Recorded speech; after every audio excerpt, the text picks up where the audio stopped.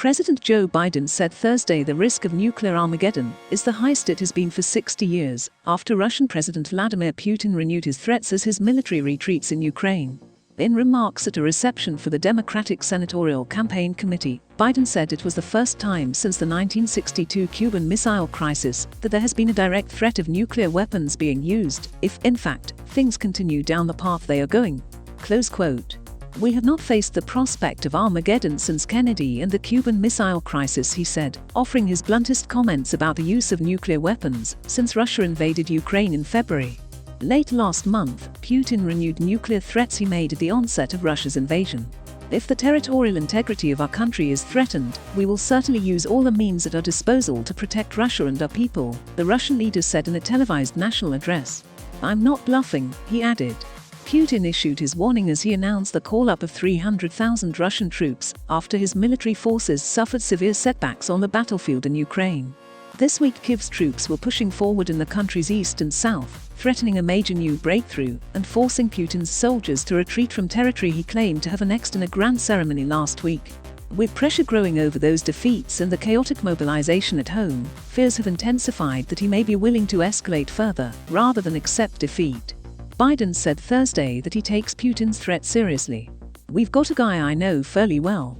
He's not joking when he talks about potential use of tactical nuclear weapons or biological or chemical weapons, because his military is, you might say, significantly underperforming. Quote. Biden added that he didn't think there was a way the Kremlin might resort to tactical nuclear strike on the battlefield, as some analysts have speculated, without inviting global catastrophe.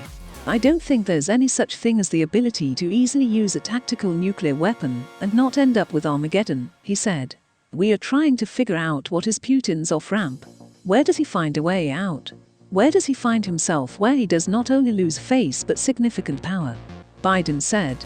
Biden was speaking at the home of James Murdoch, son of the media mogul Rupert Murdoch, who was hosting the fundraiser. His somewhat unguarded comments were not said on camera, but reported by journalists as part of the pool reporting system. The US has officially been cautious in its assessment of Putin's nuclear threats. On Tuesday, White House Press Secretary Karine Jean-Pierre said, "We have not seen any reason to adjust our own strategic nuclear posture, nor do we have indication that Russia is preparing to imminently use nuclear weapons."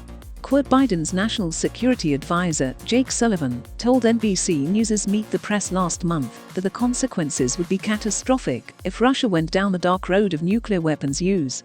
Close quote.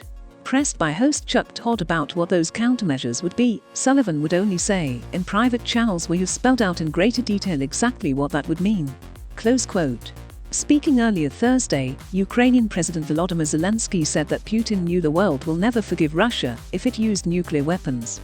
He understands that after the use of nuclear weapons he would be unable anymore to preserve, so to speak, his life, and I'm confident of that, Zelensky said. Putin has used the threat of nuclear weapons as a tactic throughout his presidency, promising to aim his warheads at European targets in 2007. In 2018, Russia unveiled a new array of nuclear-capable weapons, including an intercontinental ballistic missile that renders defense systems useless, Putin claimed. Western military analysts have expressed doubts about whether the Russian leader's latest threats represent a real change in calculus. I think it signals that he wants people to think he would risk nuclear war, Phillips O'Brien, a professor of strategic studies at the University of St Andrews in Scotland, told NBC News on the day of Putin's televised warning. I don't think it means he is any more likely to do it than he was yesterday. Close quote. The Cuban Missile Crisis is widely viewed as the most fraught and dangerous confrontation of the Cold War.